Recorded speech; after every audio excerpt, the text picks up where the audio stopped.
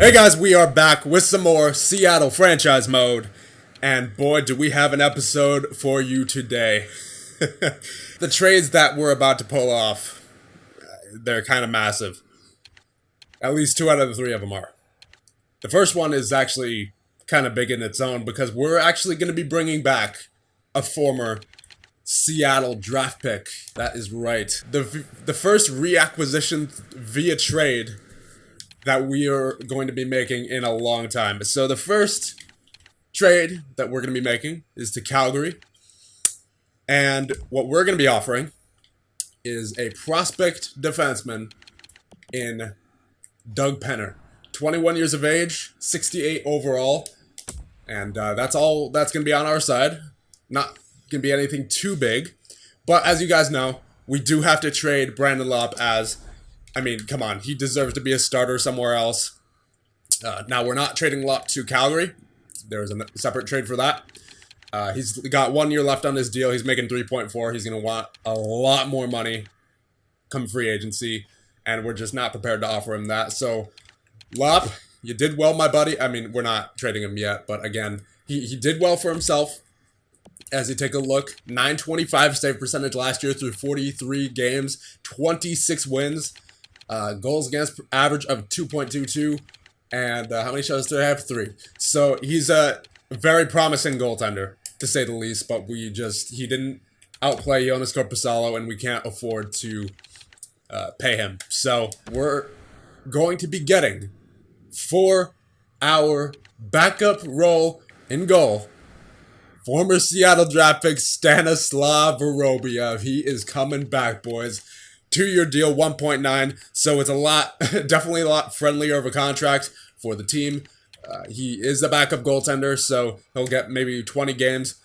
And the good thing about this is that he still has the medium elite potential, so he's probably not going to grow as a 25-year-old, I wouldn't imagine, but there's still the potential to grow, especially if he has a good season as the backup goaltender, or, God forbid, Korpisalo goes down with like a MCL injury, then Vorobyev could take over. And if he has a good stretch of the season where he takes over as the main goaltender, then there is the potential to grow. And then, we could always flip him at the draft, as we would have too few goaltenders. So, okay. All right, so give me 1 sec. I'm going to go sign someone in free agency. You know what? We may as well just trade for a goaltender. I don't want to have to wait the extra few days and then have the possibility of the deals that we want being gone. So we are going to just trade someone random here. So Lyon and maybe Radulov, sure, for just any goaltender with a very low trade value, who is signed to a deal. Yeah, sure, Berlin. Why not? And I'm, of course. So we gotta look for a team that has a lot of goaltenders here. So okay, so Boston does have quite a few goaltenders signed here. So we'll get Scott. Boom, boom. There you go. Okay, so now, where am I going? Calgary. So now let's make that trade with Penner and with Vorobyev. So, Penner, Vorobyev, both on the board. Calgary, okay. So we're going to put Scott on there. That was the problem. It's not that we would have had too few goaltenders. It's that Calgary would have. Okay, so I don't know what I was reading before. I thought for some reason we would have too few goaltenders. So, proposed trade, and there you go. Transaction complete. First trade done. Welcome back to Seattle, Stanislav Vorobyev. Now, okay, so I'm going to send Vorobyev down to the AHL for right now, because we obviously have to trade Lopp. Yeah, sure, best lines, whatever. We'll do them a bit later. Next, we're going to be trading Brandon Lopp to the Eastern Conference, because I don't want him, taking me out in the Western Conference final. If he's going to beat this team, then he's going to beat us in the Stanley Cup final. And it'll be one of the greatest stories that's happened all GM mode, because Lopp would have beaten his mentor in Jonas Korpisalo, and I hope that's not the case, because we need the cup as well. And he's going to be going to Detroit, who are a hopeful team, and they do not have a starting goaltender. They have Ranta, but he's 35. He's, yeah, really not the greatest. He could drop at any point. So, yeah, Detroit's getting themselves a stud goaltender here in Brandon Lopp, and we're getting ourselves quite the return. Oh, did I accidentally flip there? Where's Detroit? Did I go backwards? Yeah, I went backwards. Okay, so in return, we're going to be getting Vegetti, and no, that's not all. That would be really dumb. We're going to be getting a first, another first, and another first, and a second round pick back for Brandon Lopp. This is a lot of trade value.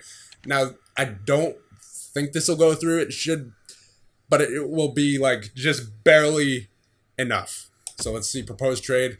Yeah, sweeten the value just a touch. That's what I was trying to get up there. So we'll throw a 7th round pick in there, see if that does it for them. Proposed trade.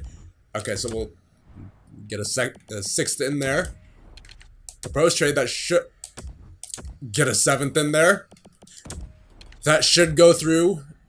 Nope. Let's try again. A 5th. Nope. Wow. 5th and a 7th. Nope. 5th and a 6th. Nope. 5th, the 6th, and the 7th. Please. I'm tired. Nope. Okay. So after all that, let's try a 4th. Proposed trade. A 4th and a 7th. No.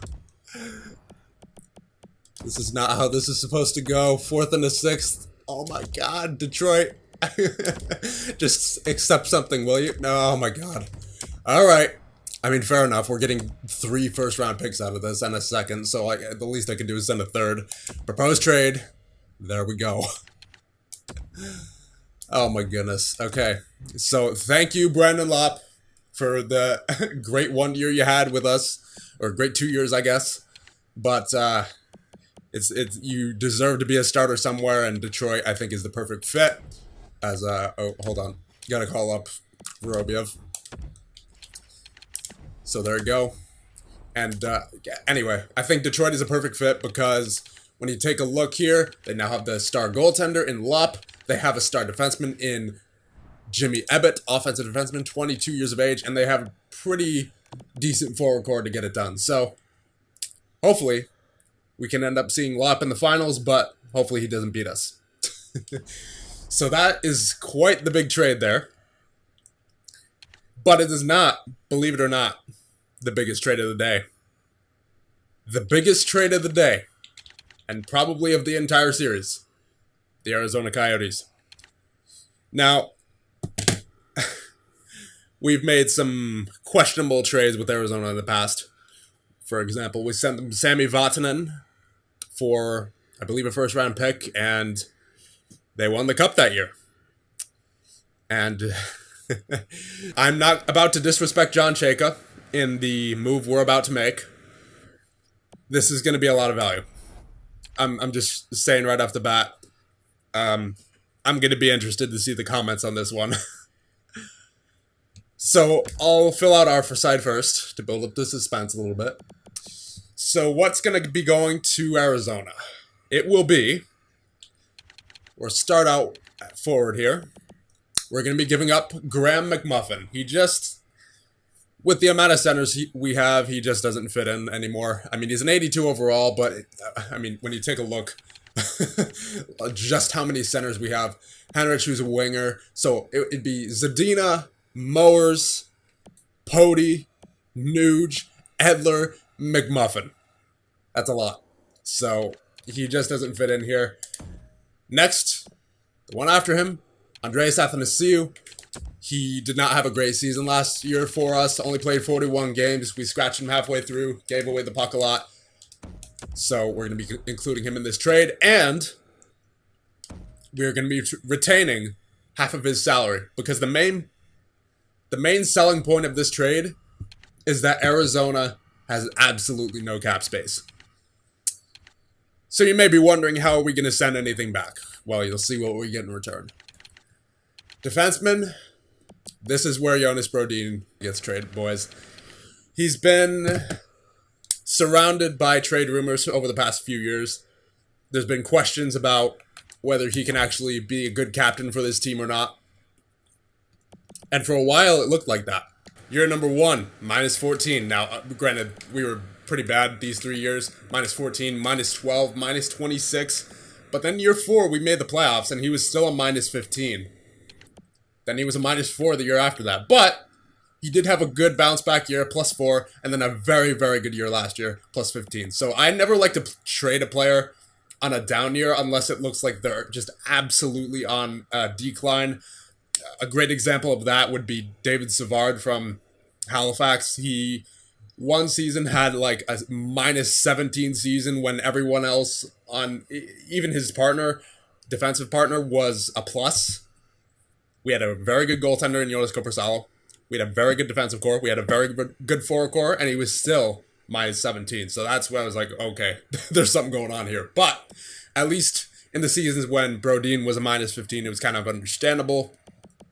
I don't believe he had the greatest defensive partner at that point. And if he was, you know what, I take that back. He was with Boychuk at that point, but Boychuk was not at his best. He was, I believe, like an 82 or something like that. So, and they were playing, I believe, yeah, they were playing top 4 minutes at that point. So you can kind of understand. And then he starts to gain his confidence back here, and then he really shined last season. Defensively, anyway, with a plus 15, playing alongside of, I think for half the season it was Boychuk, and then for the second half it was Boyu. So he was a really good defensive player for us these past 2 years. And again, there was a lot of questions as to whether he could be a good captain. He rebounded the past 2 years. And again, I don't like to trade players on down years unless it's a weird case. Jonas Brodin has gained his confidence back enough that teams are going to be interested in him. So, and he's been replaced is what I'll say. So, Brodin is on there. And the next 2 pieces are going to be the most, there's going to be some people who probably have some opinions about it. But the next piece, going back to Arizona, Alexander Alexeyev. Now, let it be known, if this GM mode was any longer than 10 years, if it was like a 15-year, 20, 25-year GM mode, I would probably not get rid of this guy right away. Now, because we only have 3 years left. And by the time this guy's ready for the NHL, GM mode's going to be over. Or it's going to be year number 10 and he'll be a bottom paired defenseman. That's not what we're looking for. We're looking for a top defenseman that can play right now. So again, if it was longer GM mode, I probably would have kept this guy, but because we only have 3 years left, we need that top 2 defenseman right now. He's got to be the one going back the other way. The main one going back the other way anyway. Because he can replace Brodin, because Brodin's on a 2-year contract. So they don't have his salary for too long. And then once Brodin is up, that should be when Alexeyev is ready for the NHL. That's my logic there. And then the last piece, going to Arizona, is a first-round pick we just picked up. The Detroit Red Wings 2025 first-round pick. If Detroit tanks this year, this is a very good deal for Arizona. Even if they don't, this is still a very good deal for Arizona. So, you have to imagine with a deal this big, there's got to be a big player coming back, and there is. I'll build up the suspense a little bit longer here. We're going to get some fill-in players for this trade. We will get Sotheby, and we will also get, I guess, someone who's on a contract here who's not that valuable. All these guys are valuable, though. Now, obviously, this is not it. The piece to this trade, not the main piece, the piece, to this trade. The left-handed defenseman from the Arizona Coyotes, Craig Vandermeer. And I think you could see right off the bat why I like this guy. First of all, it is worth noting that Vandermeer was the Norris Trophy winner this year. That's why we're offering such a big package. In addition to the Norris Trophy, high slap shot power and accuracy. A very, very good skating defenseman. 98 speed, 99 endurance, 98 agility, and 98 acceleration. 94 body checking, 97 durability, 90 aggressiveness for physical. Defense, 87 defensive awareness, 93 shot blocking, 99 stick checking. And the senses is what really got me. 95 offensive awareness. Him and Boychuk, I think, are going to work out just fine. As we take a look at his stats, 61 career points. Or, not career, 61 points last year. 20 goals as a defenseman, plus 25. 14 power play points. 216 shots. He's a shooter. 176 hits.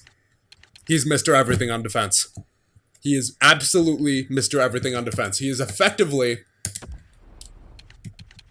the Philip Zadina of defense, because Philip Zadina, I would say, is our Mr. Everything at forward. He gets points. He plays well defensively, plus 28 power play points. He's kind of a shooter. He eats up minutes. He wins faceoffs. He gets hits, and he gets takeaways. He gets blocks too. He's Mr. Everything at forward, and Vandermeer would be Mr. Everything on defense. Now that we have this whole trade up here, let me just explain how the Arizona Coyotes are going to benefit from this. So, Brodin is going to obviously replace Vandermeer as a left-handed shot. There, he'll probably be on the second or third pair, depending on how they arrange Oliver Ekman-Larsson and Dahlin. Now, I wasn't going to take Oliver Ekman-Larsson because, first of all, he's 33. Second of all, 8-year contract. Yikes. I don't think the Arizona Coyotes are going to be able to get rid of that. So, and they need to sign Rasmus Dahlin 2 years from now. They would have also had to sign Vandermeer 2 years from now, and both of them would have wanted a lot more than what they're currently making. So this is a temporary cap dump for Arizona, because you have Brodin, who they could take off the books in 2 years. He'll be 33 years of age. He might want a lesser contract, and if he doesn't, you could always release him, because he's up at the same time as Dahlin and Vandermeer. And then they have forward depth in McMuffin and Athanasu, or Athanasu, however you pronounce it, because they kind of like that after Finlay.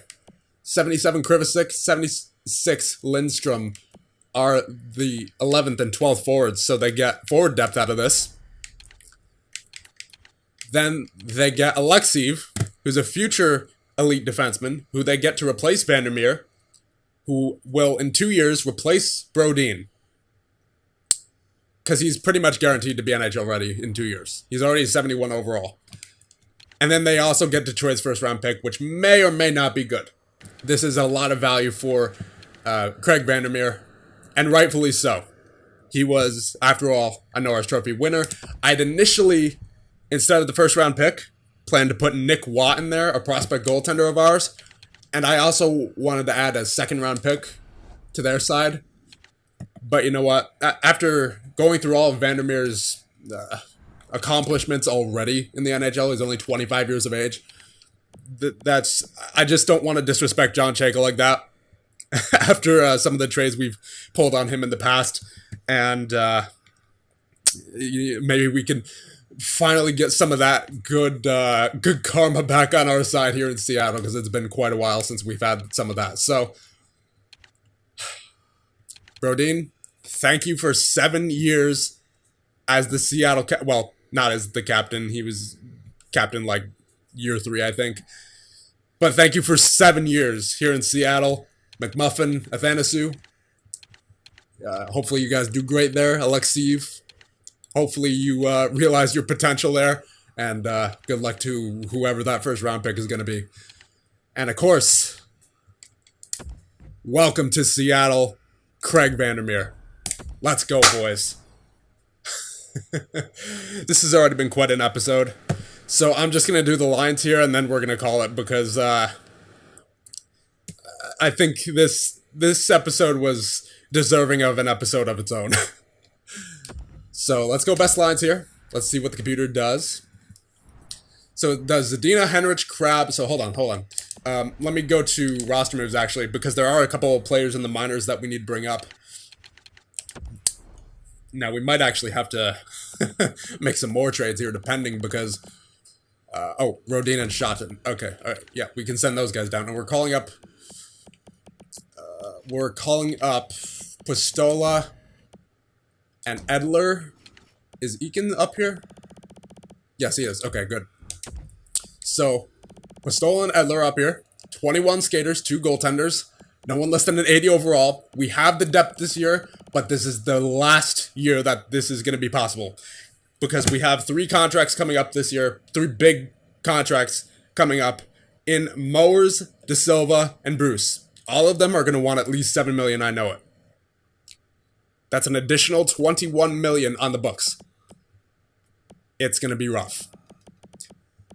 So, best lines. Let's see what the computer does now. Hold on. Idle lines. Don't know why it didn't go into the lines there. So, it's saying Zadina, Henrich, Crab. For the most part, I agree with that. Just got to have Zadina at center. Now, De Silva, Nuge, Fawcett. Nope. It is going to be Mowers, De Silva, Fawcett. And then Nuge on the wing. Edward Pody in the middle. He did well on faceoffs in the AHL last year. I'm going to try him out at center. And Nuge didn't do too well at faceoffs last year, so we'll give Pody the chance. And haven't quite decided on the right wing there. I think it's going to be Liljegren for right now. And if we need to move him back to defense, that's not a problem. And I think the one to start scratch this year is going to be Danault. Eakin will be at center. Kreider will be on the left down here, and Pozo on the other side. And then we will get... Oh, goodness. Okay, so this is going to be a little bit of a task here. Let's scratch Liljegren. We will move Pouliot up. Yeah, there it is. Vandermeer and Boychuk. We will get... for right now, we'll start with Pistola because he's the young guy. And then as it gets towards the end of the season, or if we have an injury, we could throw Tanev in there, who should shut it down. And then we will put Liljegren on the right wing. There you go. Okay, so I still have 2 line errors here on the special teams. I'll do that on my own time. Or I'll just cut that part out and then show you guys afterward. So, here's what we're looking like. Henrich, Zadina, Crab. De Silva, Mowers, Fawcett. Top 6 is the same as last year. Now, the bottom 6, not too much difference either. The only difference is Pody, but that's a significant add right there in Edward Pody. Good face-off guy, good penalty killer, so I'm happy with that, for sure. And then, defensively, look at this. Vandermeer and Boychuk. This pair, I expect it to just completely rip other teams apart. 61 points for Vandermeer last year, 38 for Boychuk last year, and then the year before that, 56. Hopefully he gets back to that this year. Bruce and Pouliot, they were a dynamic duo last year, keeping them together, and then Lalonde and Pistola, giving them the chance this year. And then, of course, if one of them struggles, we could always throw either we can move Liljegren back to defense, put Danault in, and then we could, if both of them struggle, we could also put Tanev in. We have a lot of options this year. And scratch our Edler, Tanev, and Danault for right now. I do want to give Edler a shot, but let it be known that this is likely more than, actually, 99% chance.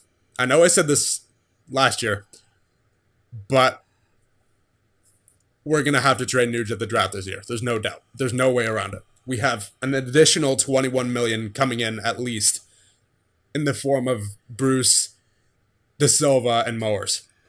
There's no way we can afford Nuge. We're going to have to trade him at the draft.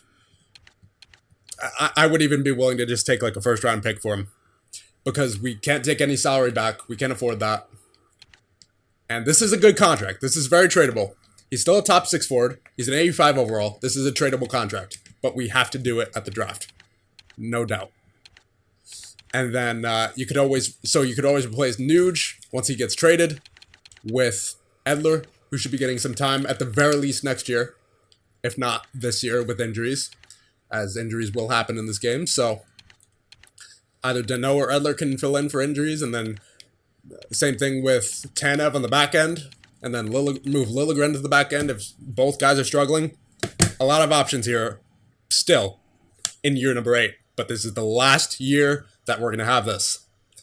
Next year, probably not going to have Kreider, probably not going to have Okposo, probably not going to have Eakin, definitely not going to have Nuge, definitely not going to have Tanev, probably not going to have Danault.